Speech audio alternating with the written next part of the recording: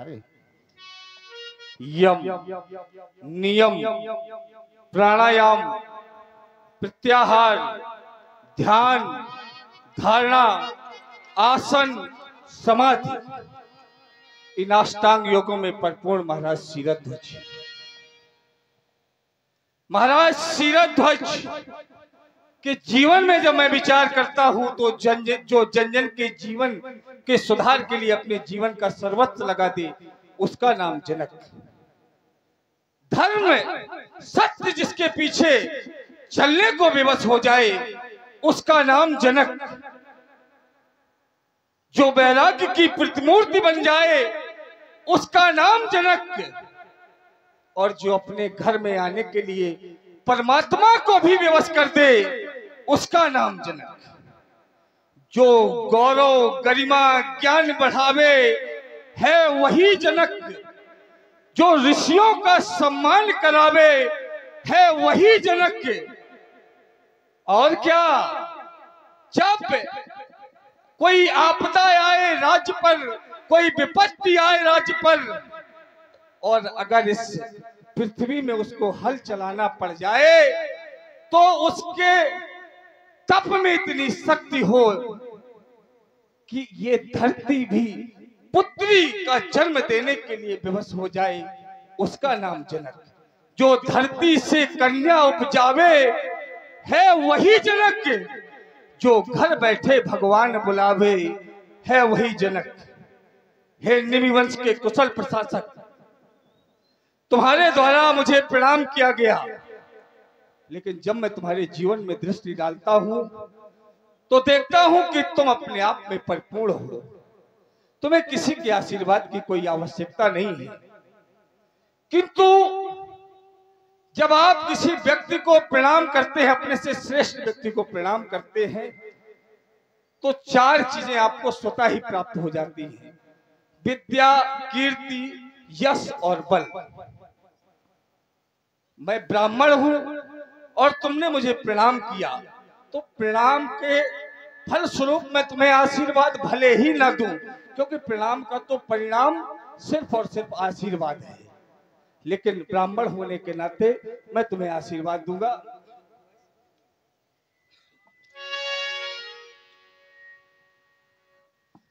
कितने महान तुम शिरध्वज,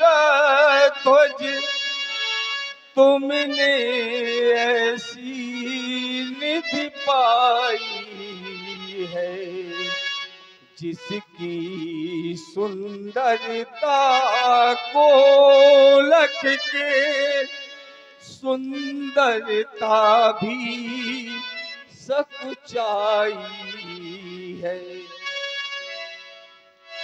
भूतल पर भूप अनेक हुए, आए और मर कर चले गए। तूने भूपति नाम अमर कीन्हा, भू से कन्या उपजाई है। आनंद काले बहुराज लक्ष्मी स्वा प्रसादस् नवृत्ति सिद्धि वाता हता शत्रु विनाशनम तकार शब्दस् दरिद्रनाथा। तुम्हारे लिए सुभाषित है। सीए बुलाई प्रणाम कराव। महाराज जनक ने अपनी पुत्री सीता जी को बुलवाया और प्रणाम करवाया भगवान परशुराम जी को। सीता बेटी, ये भगवान भार्गव परशुराम जी हैं, इनके चरणों पर प्रणाम करो बेटी, प्रणाम करो।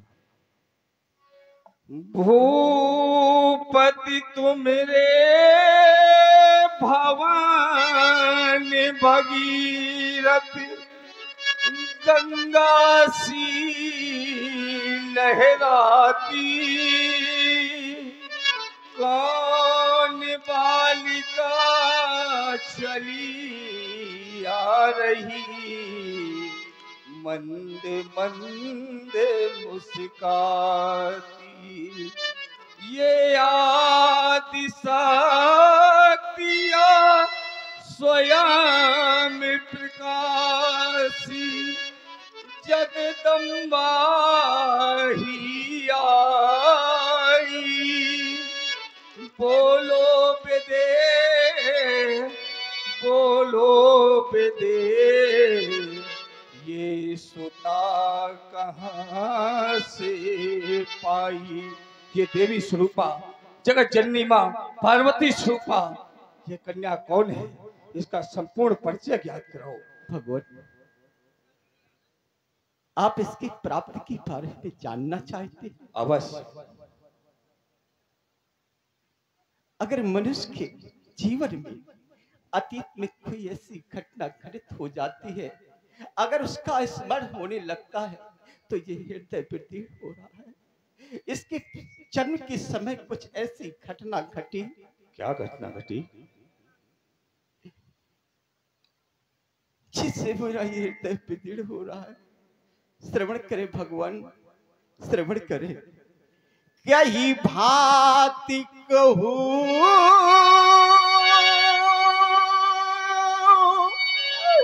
अपने मुख से,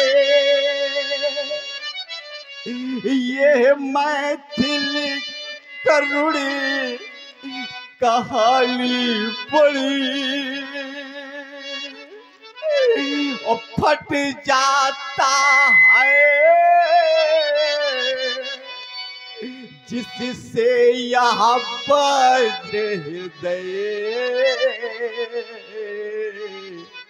जो सन्मुख आज सुनानी पड़ी। चिरका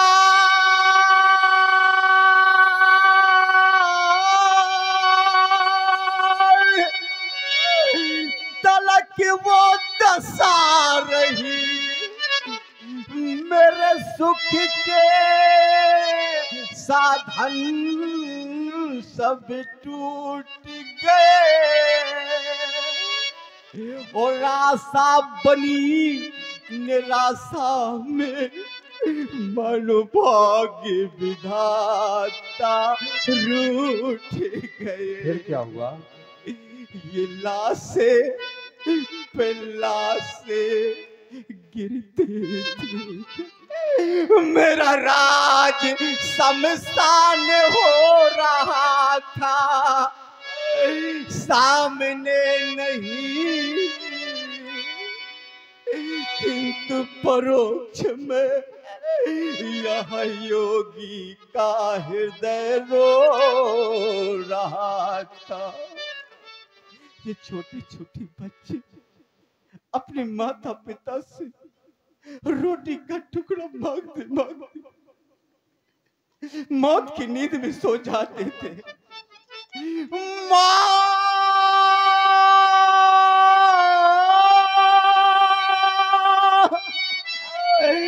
रोटी का टुकड़ा दे दो, ये कह कर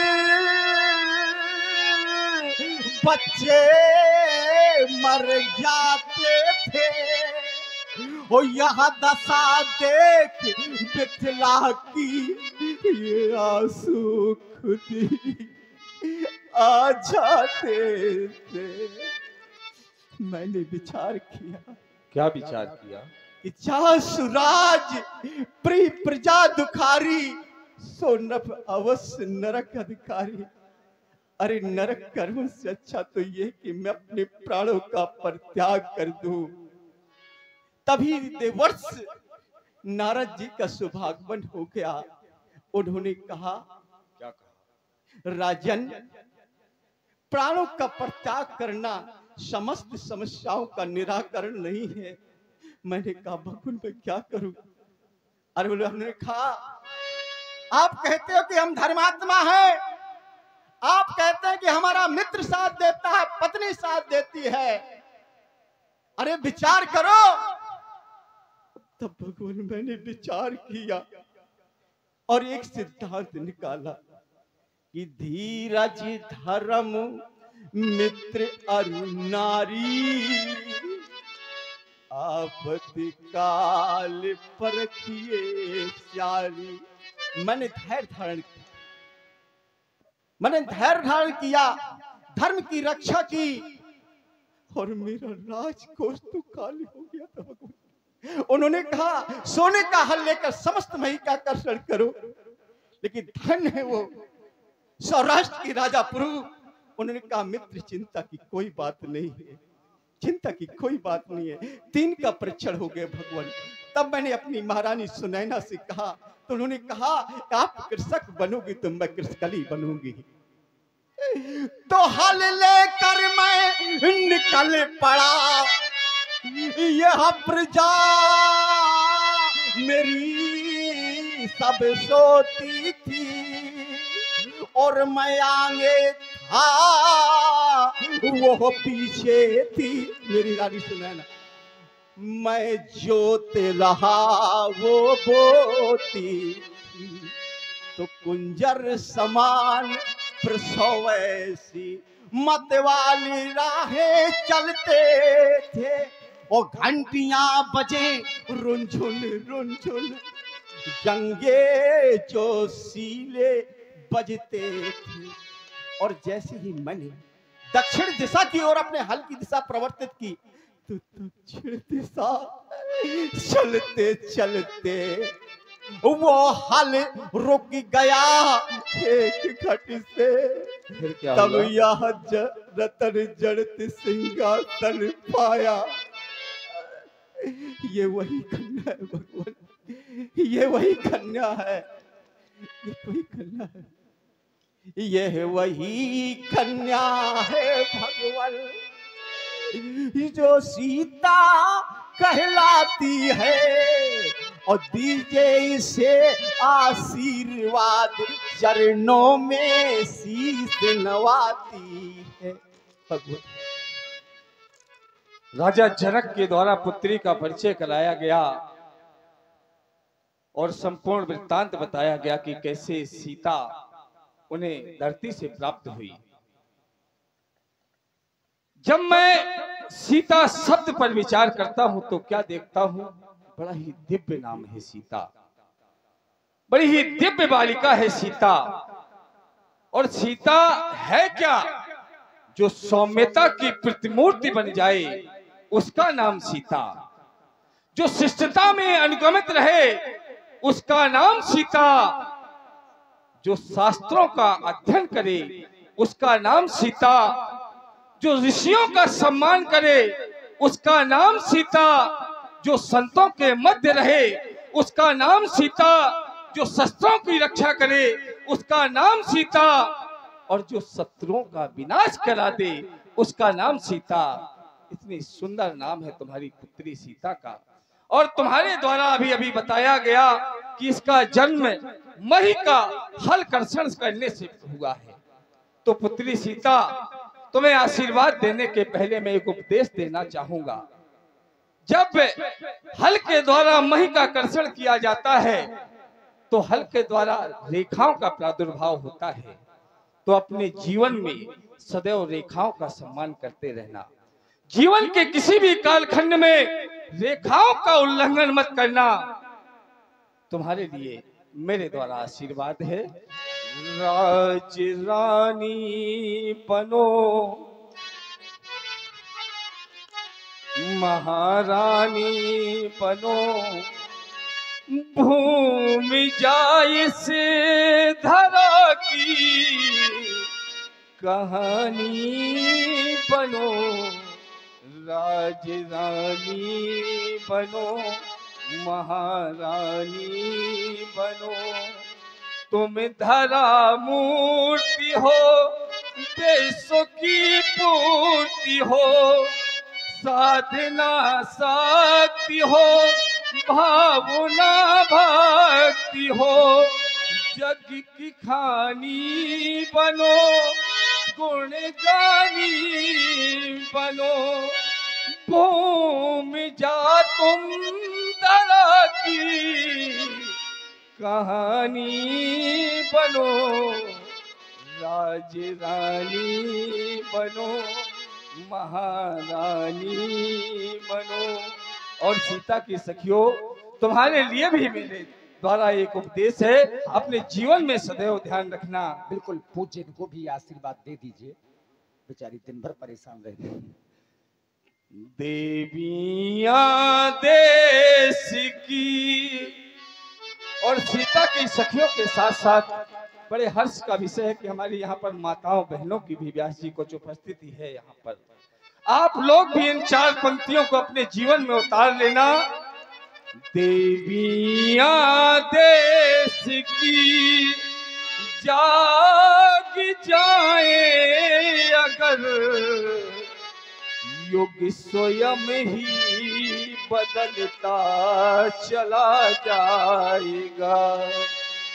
पत्नियां सादगी साध पाए अगर, पति स्वयं ही संभलता चला जाएगा। ये 4 लाइन मेरा आप लोगों को कहने का तात्पर्य सिर्फ इतना था कि आप लोग अपने जीवन में सादगी लाएं। ये नहीं कि आज पड़ोस में देखा कि पड़ोस आपकी पड़ोसन एक सोने का हार लेकर के आई, आपने अपने पति को उतने टाइम से ही उसी समय से परेशान करना शुरू कर दिया कि मुझे भी हार चाहिए। ये नहीं देखा कि आपके उस पति की ये स्थिति है कि वो दिला सकता है कि नहीं दिला सकता है। हमारी नारियों की ये जिम्मेदारी है, पत्नियों की ये जिम्मेदारी है कि जितना चादर हो उतने में ही पैर फैलाना है। पति स्वयं ही संभलता चला जाएगा, उन्नति के रास्ते पति के खुलते चले जाएंगे। जाइए, तुम्हारे लिए विश्वासी से ले जाइए सीता को। जाओ सखी, जाओ सखियों, पुत्रवती भव। देखिए, माता सीता जी ने प्रणाम किया और इसके बाद यहां से कहानी शुरू हो रही है। बाबा विश्वामित्र जी ने जाना कि परशुराम जी आए हैं। अच्छा, बाबा विश्वामित्र जी की बहन जिनका नाम सत्यवती है, परशुराम जी के बाबा ऋषि को ब्याही है, तो मान पक्ष के भगवान परशुराम जी हैं। विश्वामित्र जी ने जाना कि परशुराम जी आए हैं तो मिलने के लिए चल पड़े। विश्वामित्र मिले पुण्य आई, पद सरोज मेले दो भाई। वास्तव में संत का मिलन शुभ का प्रमाण होता है और संत भी कोई साधारण नहीं। महामुनि विश्वामित्र जी जैसे संत, आपका दर्शन हृदयग्राही रहा। सभी प्रकार की कुशलता है, यज्ञ इत्यादि हवन इत्यादि के सभी कार्य सुचारू रूप से तो संपन्न हो रहे हैं ना। अब तो बिल्कुल सुचारू रूप से ही संपन्न हुए हैं। अब तो हर प्रकार की कुशलता है, हर प्रकार की कुशलता है, ये तो ठीक है, लेकिन जो ये आपने अब तो शब्द का प्रयोग किया, अर्थात इसके पहले कोई परेशानी थी क्या? इसके पहले राक्षस परेशान करते थे और अब यज्ञ नहीं करने देते थे। अब कोई चमत्कार हो गया क्या? अब ये यज्ञ ही तो हुआ है जनक के यहाँ पर। ये तो हो गया, लेकिन आपने जो ये अब शब्द का प्रयोग किया तो कोई विशेष बात होगी, क्योंकि आप साधारण कोई बात अगर आप सोते हुए भी बोल देंगे तो वो साधारण बात नहीं हो सकती है। वो मैं आपको बाद में बताऊंगा। उसके पहले मेरे जो 2 शिष्य हैं, पहले उनसे आपको प्रणाम करूंगा। बिल्कुल। राम व सौमित्र लक्ष्मण, ये रेणुका नंदन श्री परशुराम जी हैं। दोनों भाई, इनका आशीर्वाद लो, इन्हें प्रणाम करो।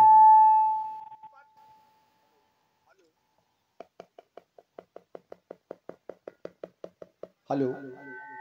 पद सरोज मेले दो भाई। इनका पूर्ण परिचय प्राप्त कराए। ये महाराज चक्रवर्ती चूड़ामन महाराज दशरथ जी के पुत्र हैं। अयोध्या नरेश इनका नाम, ये ज्येष्ठ पुत्र राम नाम है इनका। ये इनके छोटे अनुज लक्ष्मण नाम है। राम और लक्ष्मण अयोध्या नरेश चक्रवर्ती सम्राट महाराज दशरथ के पुत्र, बड़े ही संस्कारी बालक प्रतीत होते हैं। तो आप क्या चाहते हैं, आशीर्वाद दे दो इनको? भाई मेरे शिष्य हैं, मेरे साथ में हैं, तो मैं तो चाहूंगा कि आप जैसे ऋषियों का इन्हें आशीर्वाद मिलना चाहिए। चलिए, तो मैं आपके कहने से आशीर्वाद दे रहा हूँ। बिल्कुल। हे राम, तुम्हारे मंजिल मन में भक्ति भावना बनी रहे, निज आन मान मर्यादा का तुमको सदैव ही ध्यान रहे। तुम इनमें हो, ये तुम में हो, तुम दोनों में विच्छेद न हो। तुम जहां रहो तहां सुखी रहो, तुम दोनों में मतभेद न हो। राजपुत्रो माम वाक्यम त्रैलोकस्य नाथना, अरि सन्मुख जयम प्राप्ति, दीर्घायु राम लक्ष्मणा, दीर्घायु राम लक्ष्मणा। देखिए भगवान परशुराम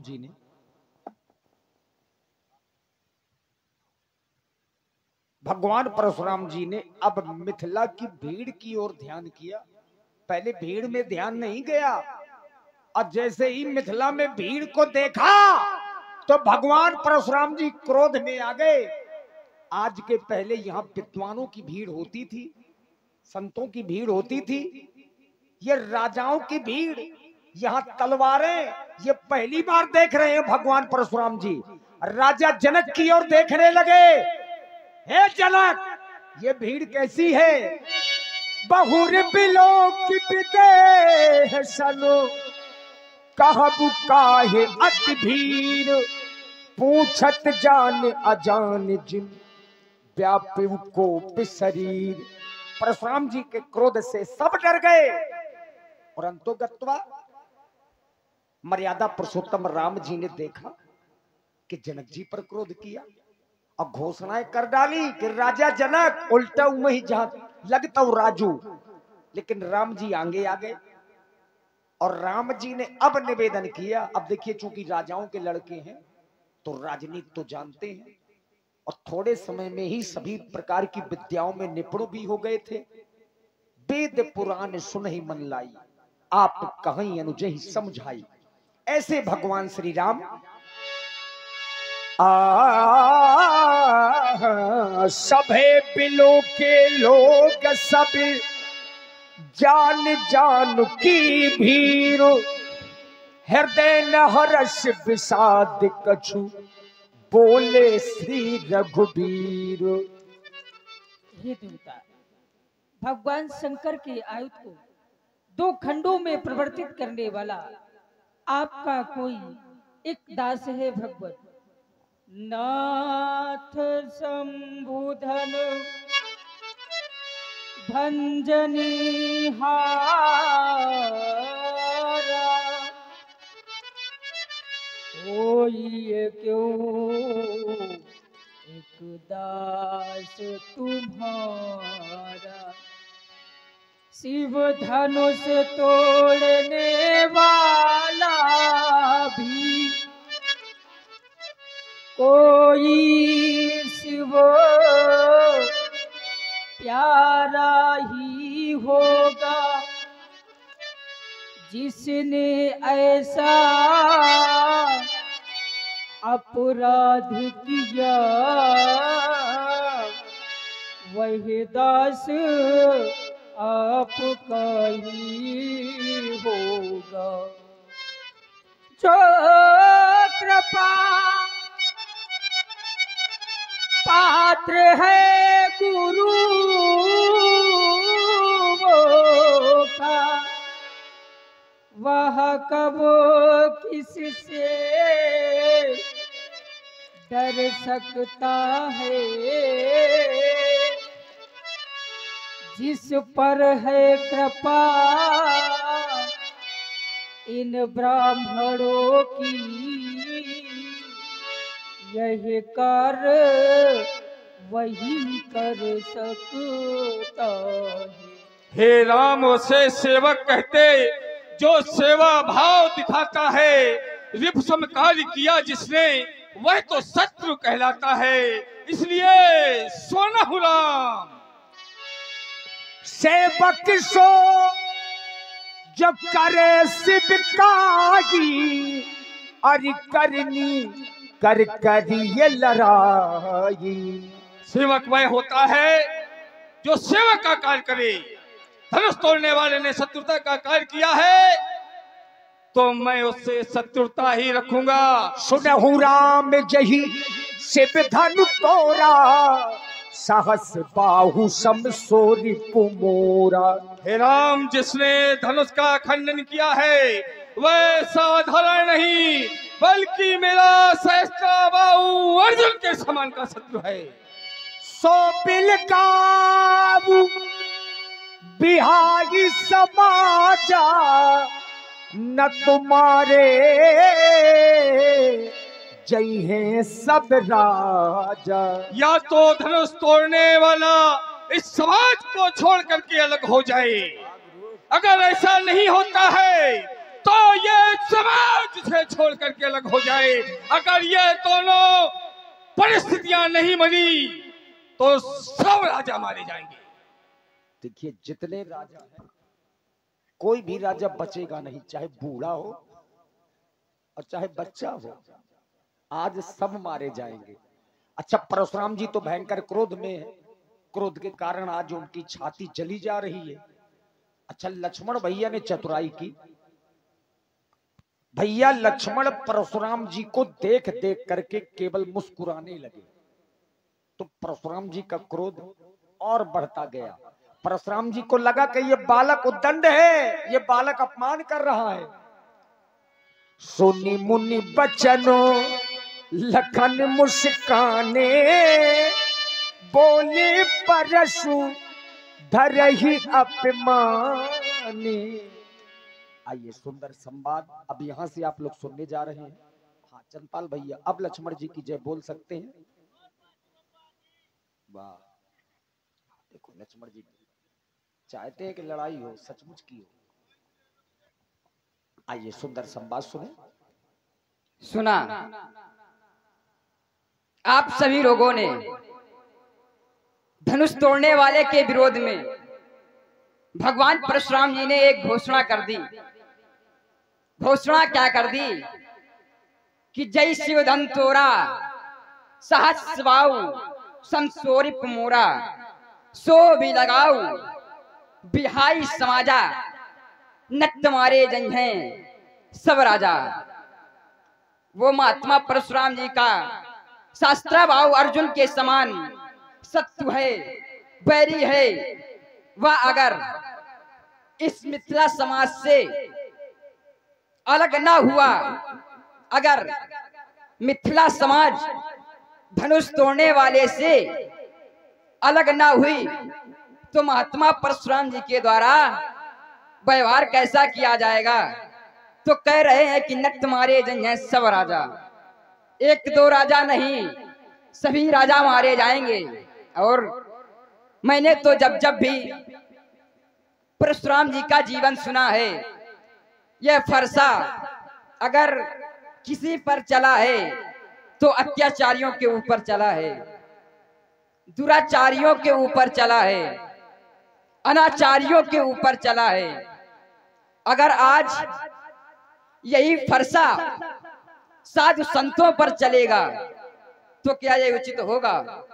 और फिर इस मिथिला समाज में दो कोट के राजा आए हैं।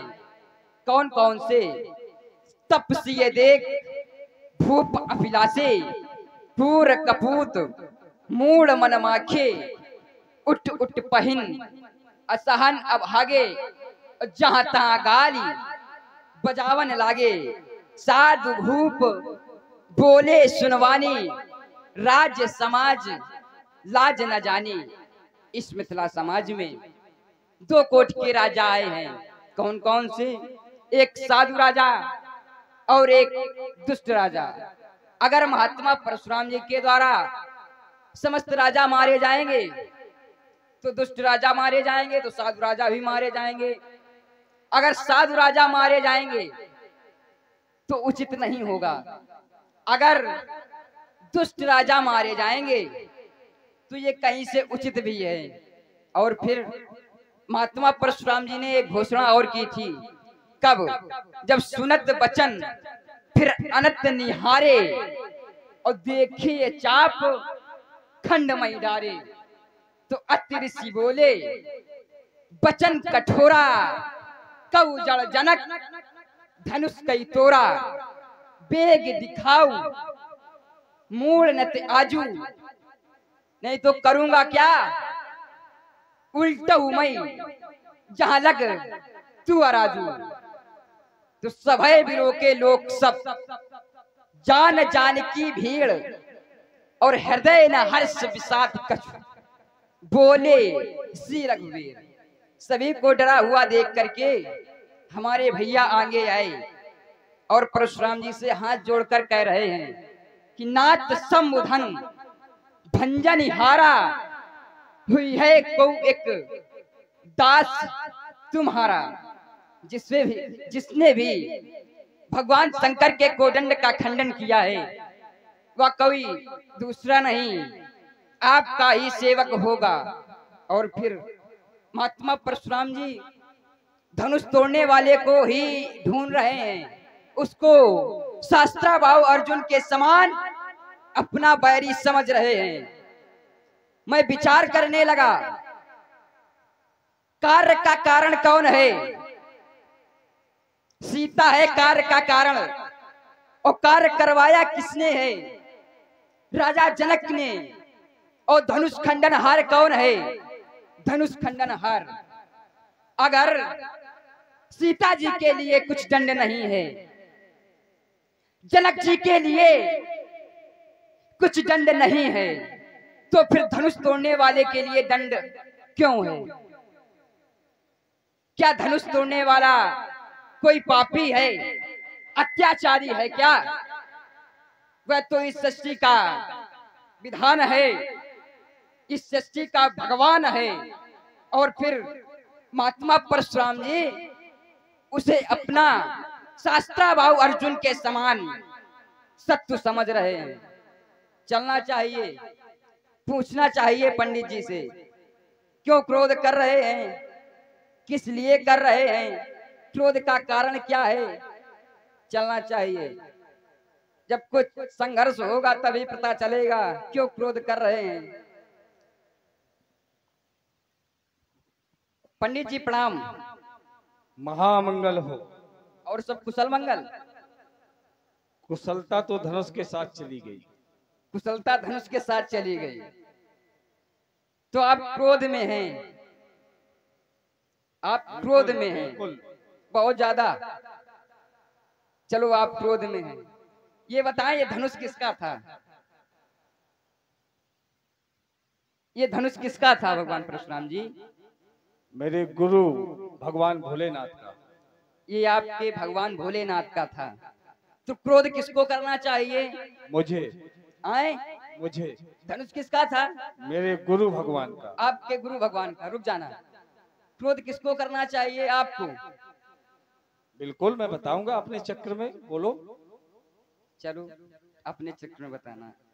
क्रोध भगवान शंकर को करना चाहिए। अगर भगवान शंकर का धनुष है तो भगवान शंकर को क्रोध करना चाहिए, और फिर आना भगवान शंकर को चाहिए। अगर वो नहीं आए तो उनके पुत्र श्री कार्तिकेय जी को आना चाहिए। अगर वो भी नहीं आए तो गणेश जी को आना चाहिए। अगर गणेश जी नहीं आए तो नंदी जी को आना चाहिए। नंदी जी उनके सेवक हैं, आना चाहिए। क्यों नहीं आए? अरे नंदी जी नहीं आए तो पार्वती जी को